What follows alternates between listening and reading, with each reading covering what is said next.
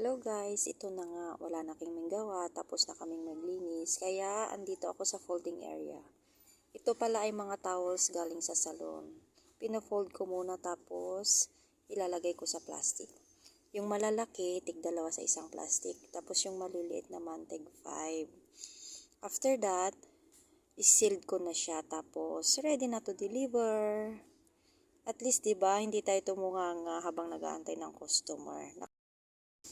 So, ito na siya guys, after niyang ma-fold. Next, ilalagay na natin sa plastic.